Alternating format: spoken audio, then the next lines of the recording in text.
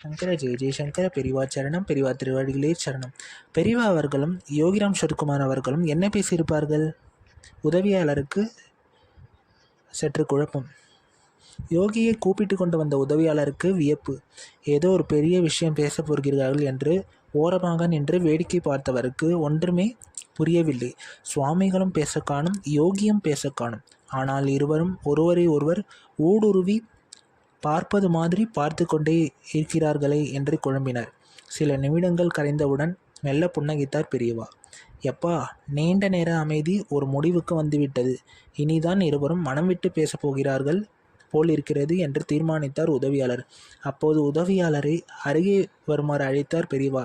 வாய் பொத்தி பவ்யமாக நின்றார். யோகி, இங்கே வந்த வேலை முடிந்துவிட்டது.